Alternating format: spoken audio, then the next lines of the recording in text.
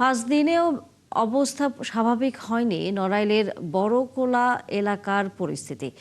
গত রোববার আধিপত্যের সংঘর্ষে 4 জন নিহত হওয়ার জেরে প্রায় পুরুষশূন্য হয়ে গেছে এলাকা।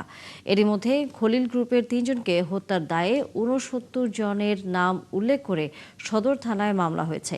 তবে আরেক গ্রুপের একজন নিহত হলেও এ নিয়ে কোনো মামলা দায়ের হয়নি। আজিজুল ইসলামের তথ্যছবিতে বিস্তারিত।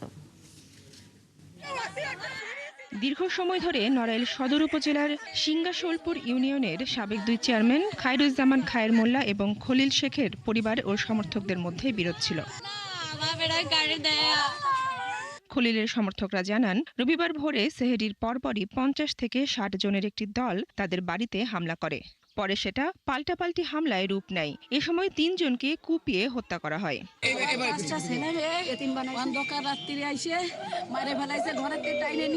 আমরা নামাজ পড়তেছিলাম, নামাজ পড়া অবস্থায় আমার ভাইকে বলছে, আমার ভাই ওইখানে ঘরেতে বলছে ওই বাইরে আমরা আইনের লোক, আমার আম্মু নামাজ পড়তেছে, এই ফেলি শুরু, এই ফেলি মারামারিটা শুরু হয়েছে।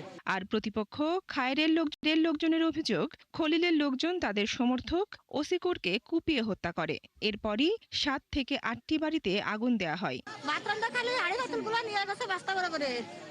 আর কত রাত বাড়িতে না যাস বহুত অত্যাচার করেছে হাবেলে চলা ফেলো খুলে চলা করে আমার পানি কা বাটি নিয়ে গেছে নুনির বাড়ি ওড়ি সব পুরো নিয়ে গেছে আর না পাঁচ কান বাড়ি বাড়ি আমার সব খাইয়ে ফেলাইছে। এই ধরনের দুর্ঘটনা আগামীতে যাতে না হয়। পুলিশ বলছে, হত্যার ঘটনায় 6 জনকে আটক করা হয়েছে, বাকিদের আটকের চেষ্টা চলছে। গতকাল থেকেই আমরা আমাদের পুলিশের পূর্ণাঙ্গ ডিপ্লয়মেন্ট আছে, সবসময় আমাদের ফোর্স থাকছে এবং দিন রাতে অফিসার আমরা যে মনিটর করতেছি, ঊর্ধ্বতন অফিসাররা পুলিশের মনিটর করতেছে। এলাকার পরিবেশ পুরোপুরি এখনো পর্যন্ত শান্তশিষ্টই রয়েছে, পরিস্থিতি আমাদের নিয়ন্ত্রণে রয়েছে।